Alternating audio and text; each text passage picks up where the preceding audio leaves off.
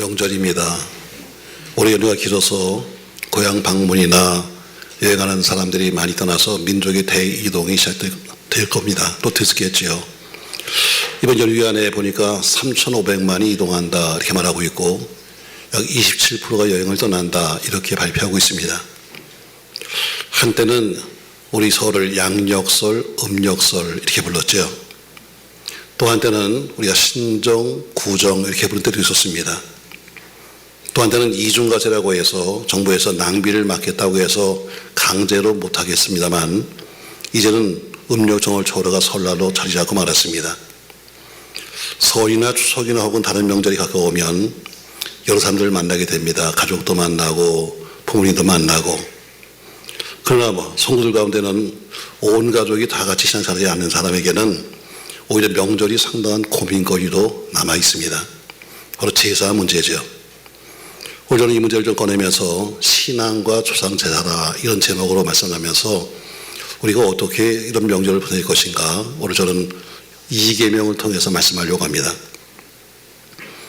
약 140년 전에 기독교가 한국에 들어왔습니다.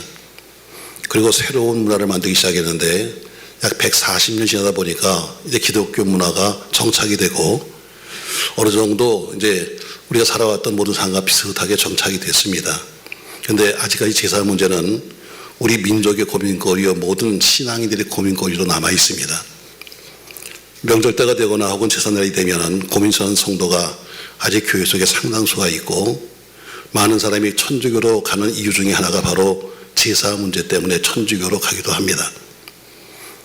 저는 명절인 설을 앞두고 오늘 10계명 중에서 두 번째 계명인 이계명, 오늘 교독한 신명기 5장 8절의 말씀 속에서 답을 찾으면서 저는 본문을 중심으로 해서 신앙과 조상제사라 이런 제목으로 말씀하려고 합니다. 자, 우리가 왜 이계명을 말하는가, 왜 조상제사를 하지 말라고 하는가 하면은 분명히 성경은 여러 번 저에게 이렇게 말씀하고 있습니다. 너희를 위해서 우상 만들지 말라 해서 만들지 말라고 말하고 있습니다. 자, 5장 8절 말씀 다시 보시죠. 말씀 한번 같이 읽습니다. 5장 8절. 너희는 자기를 위하여 새긴 우상을 만들지 말고 위로 하늘에 있는 것이나 아래로 땅에 있는 것이나 땅 및 물속에 있는 것에 어떤 형상도 만들지 말며 그것들에게 절하지 말며 그것들을 섬기지 말라 이렇게 말씀했습니다. 오늘 본문에 그것들에게 절하지 말고 섬기지 말라고 분명히 말씀하셨는데 그 이유가 뭐냐면 하나님이 가장 싫어하시고 미워하시는 것이 뭐냐면 우상 숭배이기 때문인 겁니다. 성경에 보면은 다른 것은 용서하신 적도 많습니다. 때로는 못 본 척 넘어가신 적도 많습니다. 그러나 이 우상 숭배에 대해서는 조금 더 용서한 적이 한 번도 없습니다. 하나님은 하나님을 게을리하고 또는 백성이 자신이 아닌 다른 우상을 섬긴 데서는 아주 엄격하다는 사실을 우리가 성경을 통해서 알 수 있습니다. 그래서 9절 읽었던 뒷부분에 보니까 나는 질투하는 하나님이라 이렇게 말씀하시면서 이어서 만일 우상을 섬기면 아버지로부터 아들까지 3, 4대까지 화를 내리겠다 이렇게 말씀했습니다. 이것은 하나님이 가장 싫어하는 것이 무엇인가를 우리에게 확실하게 강조하는 부분입니다. 하나님만을 섬기되 다른 이방인들처럼 우상을 만들어 섬기지 말라는 것이 이계명입니다. 그래서 이 계명을 가리켜서 많은 신학자들은 예배의 방법에 대한 내용이다 이렇게 말합니다. 예배 방법에 대한 내용. 우리나라는 전통 문화가 있습니다. 우리나라의 전통 문화는 모두가 우상 숭배 문화입니다. 제사 문화, 살풀이 문화, 한풀이 문화, 굿, 푸닥거리 이걸 가리켜서 우리는 전통 문화다 이렇게 말하고 있습니다. 아직까지도 한국에서 나고 있는 여러 가지 국제적인 스포츠라든가 혹은 행사 속에서의 전통 문화라는 이름으로 해서 대부분들 이런 한풀이를 하는 것이 우리 현실적인 이야기입니다. 우리나라 전통 문화가 4가지가 있습니다. 그래서 이것을 우리가 관혼상제라 해서 이 4가지가 우리나라의 전통 문화입니다. 관례, 혼례, 상례, 제례죠. 관례라는 것은 젊은 사람들이 젊은 남자가 20세가 되면 성이 되는데 남자는 상투를 올리고 관복을 입히고 여자는 15세가 되면 머리를 올리고 비를 꽂아서 쪽을 지어주는 것, 이것을 우리가 성인식이다 이렇게 부르면서 관례라고 합니다. 혼례는 오늘 말하면 결혼식이고, 상례는 오늘 말하면 장례식이고, 제례가 오늘 말하는 제사를 말하고 있습니다. 근데 왜 제사의식이 왜 신앙인인 여러분과 제게는 안 되는가? 오늘 이것이 문제죠. 자, 제례하는 것은 다시 말하면 제사의 예절, 이것이 바로 제례입니다. 제사란 말을 한번 찾아보시면 이렇게 나와 있습니다. 신령에게 음식을 바쳐서 정성을 드리는 예절, 이것이 바로 제사랍니다. 신령에게 음식을 바쳐서 정성을 드리는 예절 했는데, 여기 신령이 뭐냐면 우리가 풍속으로 섬기고 있던 모든 신을 통틀어서 신령이라고 부릅니다. 거기에는 자연신도 있고 태양신도 있고 여인신도 있고 수호신도 있고 용왕신도 있고 투주대감도 있고 조상신도 있습니다. 그 제사는 이 모든 여러 가지 신령들에게 하는 제사 행위가 바로 이걸 말하는 거죠. 근데 이것이 바로 성경의 제2계명에 위배된다는 것입니다. 왜? 너는 자기를 위해서 새긴 우상을 만들지 말고 위로 하늘에 있는 것이나 아래로 땅에 있는 것이나 땅 및 물속에 있는 것의 아무 형상도 만들지 말며 그것을 섬기지 말라, 이렇게 말씀했겠지만요. 그래서 제사가 문제죠. 자, 제가 제사를 좀 풀어보겠습니다, 여러분. 2조 500년 동안 이 제사의식이 아주 깊게 뿌리박았습니다. 한때는 2조 시대 때 제사를 법으로 정해놓고 이렇게 제사를 안 드리면 무서운 벌을 내린 적도 있었습니다. 마치 다니엘서 3장에 보면은 느부갓네살 왕이 금신상을 만들어 놓고 만민에게 절하게 하고 그 앞에 다니엘 세 친구도 절하게 했던 바로 그런 시절이 우리나라 2조 시대 때 있었습니다. 1784년 중국에서 전도를 받고 한 사람이 영세를 받았습니다. 그래서 그 사람이 천주교인이 돼가지고 1784년에 이 땅에 처음 발을 집어넣습니다. 그래서 한국 천주교의 시작은 1784년입니다. 그가 이 복음을 가지고 이 땅에 들어왔는데, 들어와서 성경과 대조해 보니까 조상 숭배는 비성경적이요 우상 숭배도 비성경적이기 때문에 그들은 우린 안 된다, 이렇게 거절했습니다. 그래서 한국 초기 천주교회는 제사 문제로 인해서 많은 사람이 순교했습니다. 천주교의 대부분의 순교는 전부 다 제사 때문이었습니다. 1791년 신해 박해라고 하는 극심한 박해와 핍박이 있었습니다. 이때 지방에서 폐주 분주 사건, 다시 말해 지방을 태워버리는 이런 거부하는 사건이 벌어졌습니다. 이것 때문에 한국 천주교회는 많은 핍박을 받았습니다. 이것을 신해교란이라 혹은 신해박해라고 합니다. 이때부터 150년 동안 이 제사 문제로 순교한 천주교인들이 이 땅에 2만 명이 넘습니다. 한국 초기 천주교인들은 이렇게 목숨을 내어 걸고 신앙의 순수함을 지켜왔습니다. 특별히 박해가 심했던 데가 대원군 때죠. 그 일정시대의 신사참배로 인해서 우리가 모두 힘들어할 때 1940년 12월 8일 그 당시에 천주교 교황이었던 비우스 12세가 명을 했습니다. 항복칙령제였죠. 천주교에서는 예수님 말씀과 교황의 말을 동등하게 봅니다. 근데 그 교황이 뭐라고 했는가 하면 이렇게 말했습니다. 조상 숭배는 우상 숭배가 아니고 조상에 대한 예의다.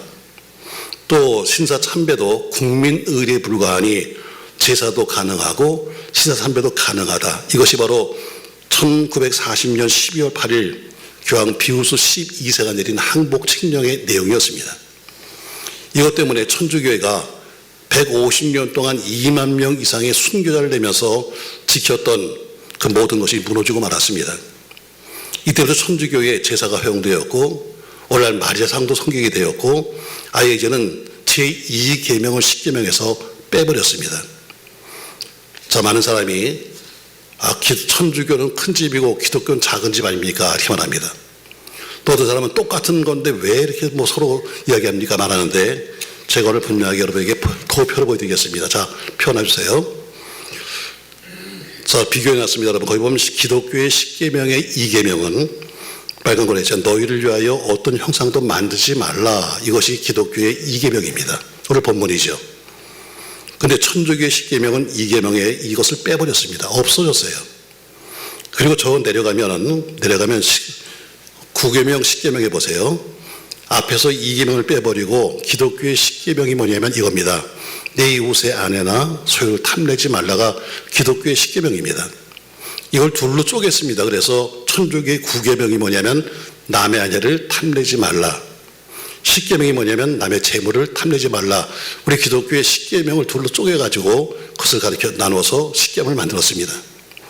그러니까 기독교와 이 천주교는 이 10계명 자체가 다른 겁니다. 왜? 이 교황이 항복 신령이 말하기를 우상 숭배가 아니다. 마리아 숭배도 우상 숭배가 아니고 그리고 제사도 아무런 문제가 없다 했기 때문에 이 계명을 지킬 수가 없으니까 빼버린 겁니다. 결국 10번째 계명을 둘러 쪼개어서 이것을 10계명이다 이렇게 부르고 있어요. 이렇게 되니까 하나님을 믿기는 해야 되겠는데 기독교를 믿자니 제사를 못 지내겠고 천주교를 믿으면 제사 문제도 해결되고 그러니까 사람들이 많이 천주교로 옮기기 시작했습니다. 문제가 여기 있는 거예요. 그러니까 똑같이 하나님을 믿는 것이 아닙니다, 여러분. 왜? 자체가 다른 거예요. 가장 기본이 다르니까. 거기다가 선교사들이 처음 한국에 들어와 보니까 이 조선이 망한 이유가 뭐냐 보니까 술과 담배입니다. 어린 것들이 술이 취해서 돌아다니고 앉아있고 젊은 것들이 빨뿌리에다 갖다 담배를 피우고 앉아있으니까 이 조선이 망한 이유가 뭐냐면 술과 담배다 해서 술과 담배를 기독교는 금했습니다. 그래서 건덕 생활에 지장이 있다 해서 금했어요. 그런데 천주교는 그것도 허락했습니다. 그러니까 천당도 가고 제도 지내고 술도 먹고 담배도 피고 님도 보고 뽕도 하고 할렐루야 아멘입니다. 그래서 사람들이 천주교로 가는 거예요. 그러나 분명한 것을 여러분 있습니다. 신앙이라는 것은 가장 기본적이고 가장 기초적이고 가장 근본적인 것을 잃어버리면 이미 신앙이 아닌 겁니다. 가장 기본적이고 기초적인 이 신앙을 잃어버리면 기독교인이 될 수가 없는 겁니다. 우리 기독교의 원칙이요 규범인 신앙의 뿌리를 잃어버리고 복음을 버린다면 십자가 없이는 하면 성기라고 하면 계명을 기억해야 한다면 이미 기독교가 아닌 겁니다. 물론 기독교는 많은 것을 양보해야 합니다. 때로는 이해할 부분도 있고 때로는 사과할 부분도 교회 속에 얼마든지 있습니다. 그러나 아무리 양보하고 아무리 사과한다 할지라도 가장 기본이고 규범이고 종교 핵심인 유일신 하나님 그리고 예수 그리스도 그리고 성령님은 양보할 수 없습니다. 다른 건 다 양보해도 유일하신 하나님 그리고 예수 그리스도 그리고 성령은 양보할 수 없는 거예요. 이것 때문에 하나님은 그렇게도 엄격하게 우상 숭배에 대해서 말씀하는 겁니다. 이것이 무너지면 기독교가 아닙니다. 기독교의 원리는 아주 간단해요. 여러분 복잡하지 않습니다. 믿으면 천당, 불신자는 지옥입니다. 말씀에 순종하면 축복이고 불순종하면 저주입니다. 물론 우리 교회의 역사, 기독교 역사에도 변명할 수 없는 부끄러운 사건들도 많습니다. 어쩌면 이런 것들 때문에 우리 민족이 아픔을 겪는 경우도 있지요. 그것은 가장 큰 것이 1938년 9월 9일 날 있었던 신사 참배 가결입니다. 1938년 9월 9일 날 평양 서문박교회에서 제27차 장로교회 총회가 열렸습니다. 이 총회에서 신사 참배는 우상 숭배가 아니라고 가결했습니다. 그리고 이 총회가 끝나자마자 거기 모인 모든 총대들, 다시 말해 거기 모인 대표로 모인 목사와 장로들이 97명의 헌병들의 에스코트를 받으면서 평양 신사에 가서 머리를 조아려 신사 참배를 실시했습니다. 여러분 신사가 뭔지 아십니까? 우리가 뭐 야수꼬리 신사가 뭔지 아십니까 여러분? 신사는 천황을 국조신으로 추앙합니다. 그리고 모든 조상신을 모셨습니다. 국가를 위해서 희생한 유공 군인들의 위패를 모신 것이 신사입니다. 그래서 소위 야수꼬리 신사라고 말하는 겁니다. 이것이 나중에 황실 존중 사상이 생기면서 천황은 신성하신 신이다. 천황은 살아있는 신이라고 추앙하게 되었습니다. 야수꼬리 신사라는 것은 뭐냐면 천황을 신으로 섬기는 재단입니다. 그런데 어떻게 우리 목사 장로들이 총회에서 가결해가지고 그 신사에 가서 머리를 조아리면서 우상 숭배를 할 수 있단 말입니까? 은혜 가운데 우리 성결교회는 끝까지 이것을 반대하다가 결국 교회가 다 폐쇄됐습니다.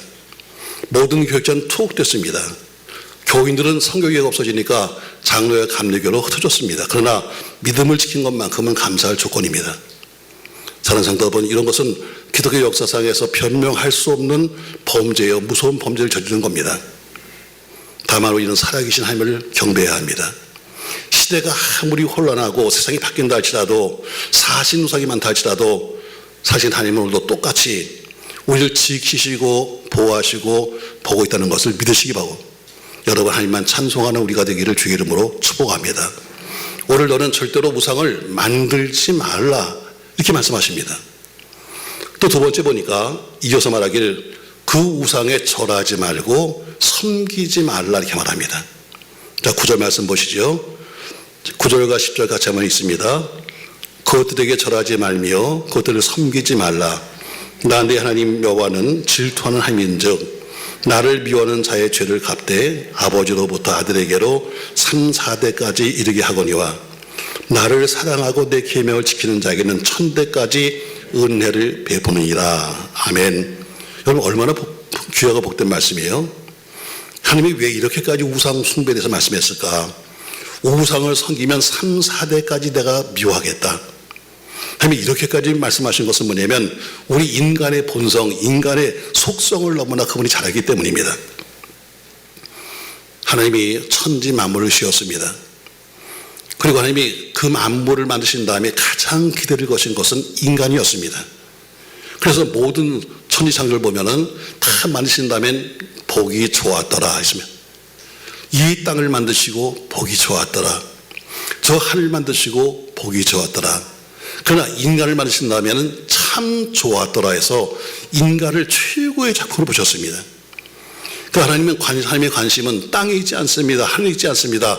바로 여러분과 저 인간에게 있는 겁니다.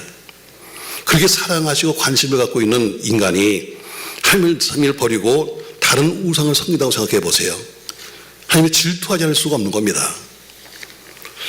에스겔서 8장에 보면은 에설이 환상 가운데 그 성전의 벽을 봅니다. 저 성전 속의 벽을 봤는데 벽에 이렇게 구멍이 하나 있는 거예요. 그래서 저거 무슨 구멍이지 하고 그 구멍을 들여다봅니다. 그래서 구멍을 들여다보니까 안에 닫힌 문이 하나 있어요. 방이 있는데. 그래서 그것이 무슨 방인지가 해서 그걸 열어봤더니 그 방 안에 온갖 곤충과 짐승들과 우상들이 우글우글대고 있었습니다. 이게 무슨 모습인가? 이게 무슨 환상인가? 그 당시 이스라엘 사람들, 그것도 평민도 아닌 제사장들이나 종교지도자들, 그들이 우상 앞에 분향하는 것을 하나님이 보여주셨는데 어떻게 보여주는가 하면 닫혀진 방문 안에서 바로 온갖 곤충과 짐승들이 우글우글거리는 것을 보여준 거예요. 더 쉽게 말하면 이런 겁니다, 여러분. 자, 우리 목사들이 어때요? 위로 가운을 입고 멋진 옷을 입고 그리고 폼을 잡는데, 그러나 속을 들여다보니까 그 속에는 하나님이 아닌 세상 것들을 그렇게 좋아하면서 우상을 섬기고 있다는 것을 쉽게 말하면 이런 얘기입니다.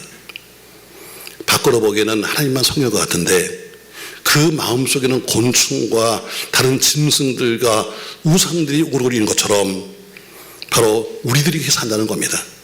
말은 하나님이라고 말하고 있지만 우리 심령 속을 바라보면 하나님에게 수많은 것들을 우상을 섬기고 있는 겁니다. 하나님께서 양보하지 않으셨습니다. 하나님께서 내가 너를 3, 4대까지 저주하겠다 말씀하시는 거예요. 세상에서 가장 우상이 많은 그 나라가 인도라고 합니다. 인도의 종교가 힌두교 아닙니까, 여러분? 근데 힌두교에 섬기는 신이 자그마치 3억 3천만 개를 섬긴다고 그래요. 일본은 아무것도 아니라 3억 3천만 개 신이 있다는 거죠. 그러니까 한 가정에 보통 신이 한 8개에서 한 10개 정도. 그런데 그 섬기는 신 중에 파리, 똥파리도 신입니다. 자, 생각해 보세요, 여러분. 파리한테 제사를 드립니다. 뭘 놓고? 황소를 놓고. 어떻게 어울립니까, 여러분? 파리한테 제사를 드리는데 제물로 왜요? 소 한 마리 잡아놓고 파리 신한테 가서 제사를 드리는 거예요. 여러분, 이게 얼마나 우스운 얘기입니까, 여러분?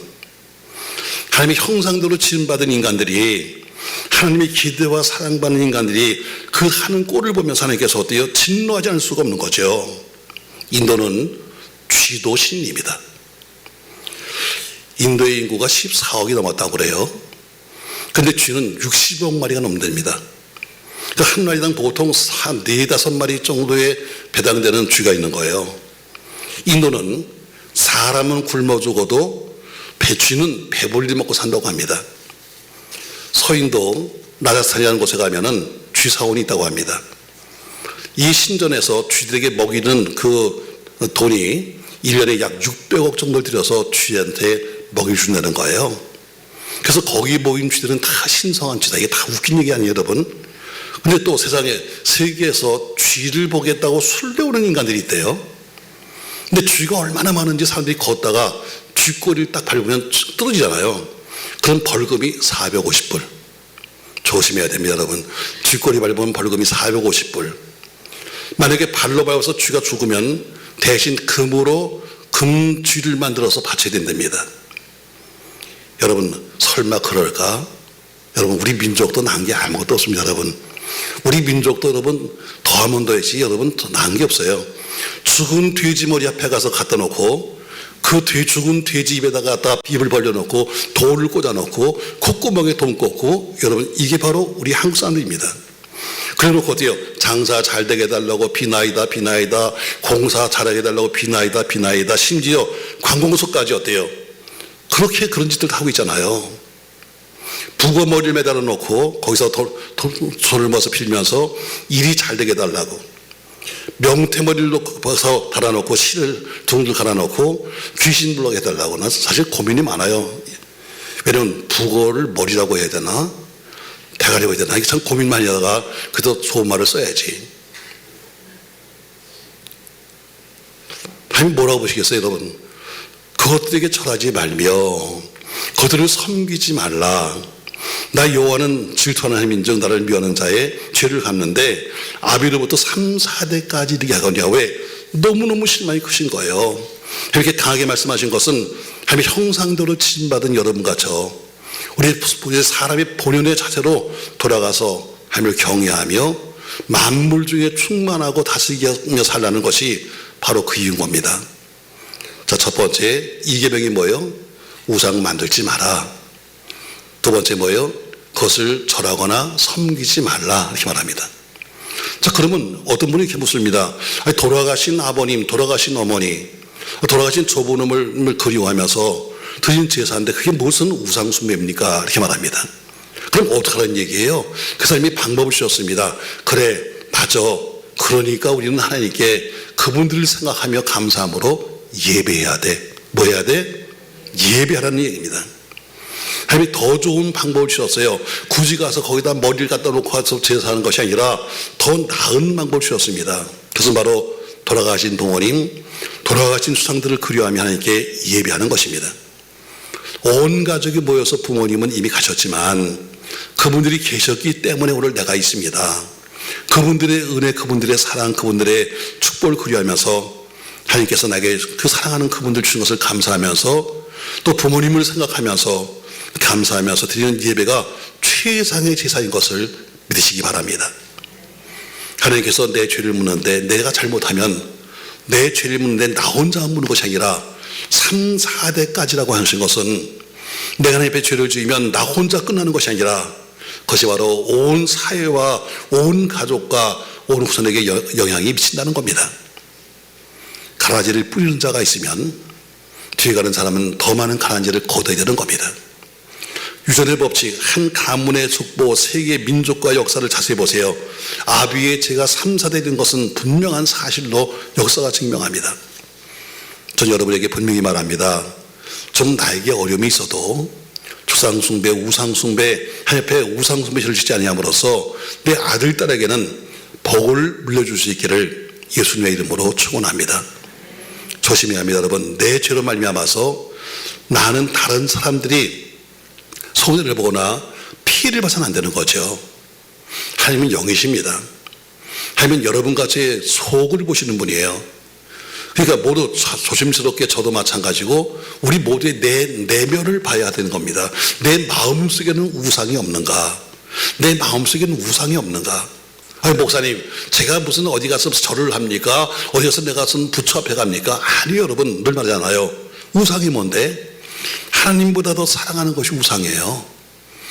저는 낮 시간도 물었습니다. 여러분, 우리가 속으로 한번 대답해 봅시다, 여러분. 자식이 귀해요? 하나님이 귀해요? 답은 나도 알아. 하나님이지. 속으로 한번 물어보자고요. 나에게 내가 하나님이 귀한가? 자식이 귀한가? 하나님이 귀한가? 돈이 귀한가? 여러분 스스로 물어보세요. 그래서 만약에 하나님보다 귀한 것이 있다면 그게 바로 우상이에요. 그것이 내 마음속에 지금 있어요. 오늘 그 얘기하는 거죠. 에스더 8장에 보니까 어때요? 구멍이 하나 있는데, 닫힌 방 안에 문이 있는데 그것을 열어보니까 그것처럼 우리 심령의 문을 열어서 이 속에 하나님 위에 다른 것이 더 앞자리가 있다면 오늘 그것을 과감히 던지셔야 합니다. 왜? 그것이 자식들에게 복을 물려줄 수 있는 복이 바로 은혜인 것입니다. 사랑하는 성도 여러분, 하나님만 사랑하고 하나님만 예배하면서 하나님께 영광을 돌리는 신령과 진정의 예배의 승자가 되기를 예수님의 이름으로 축원합니다. 많은 사람들 만나게 될 텐데 아무쪼록 우리의 보이는 행동과 삶을 통해서 여러분이 작은 전도의 메시지가 되어지길 바라면서 이 선유 행복하기 바라고, 오늘 출발하는 캄보디아 단기 선교팀에게도 안전하고 건강한 선교 기간이 되기를 주의 이름으로 축복합니다. 아무쪼록 여러분과 제가 작은 전도지로 가는 겁니다.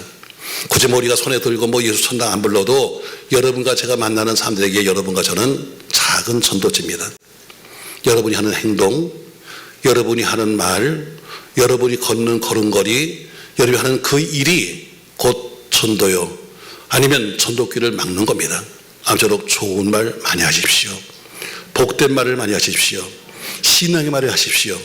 남에게 시험 들 말을 하지 말고 신앙인다운 모습을 보십시오.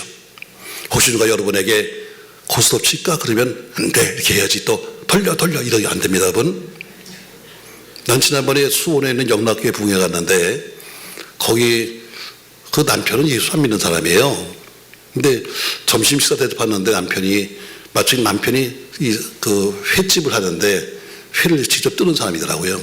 갔더니 그 남편이 대접하면서 그래요. 목사님, 저는요 교회는 안 가도 제 감사헌금은 자주 합니다 그러더라고요. 그래서 교회 안 오시는데 감사헌금 하세요? 그러니까 예, 참 희한하죠. 난 고스톱을 칠 때마다 감사헌금 하면 꼭 딴대.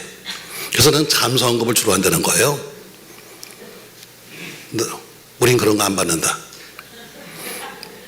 또 혹시 여러분 이번 명절 뒤에 감사헌금이 들어왔는데 따기 하심을 감사합니다. 참별 광땡 주시면 감사합니다. 이런 거 없으면 제가 여러분 혼낼 거예요. 네, 우린 전도지니까 좋은 일, 복된 일, 여러분 아름다운 일에 있을지언정 시험들 자리에 가지 않기를 주의 이름으로 부탁하면서, 오늘 조상의 제사가 왜 문제인가? 분명히 계명이 말씀하기를 오늘 첫 번째, 너희는 우상을 만들지 말라 이렇게 말씀했습니다. 두 번째, 그 만든 우상 앞에 절하지 말고 섬기지 말라 이렇게 말씀했습니다. 그럼 어떻게 할 건데요? 세 번째, 더 좋은 방법을 오셨는데 하나님께 예배하는 겁니다. 돌아가신 부모님, 돌아가신 선조들을 기억하면서 그분이 남겼던 말씀을 기억하며 예배하는 겁니다. 여러분 모두가 예배의 승자가 되시기를 예수님의 이름으로 축복합니다.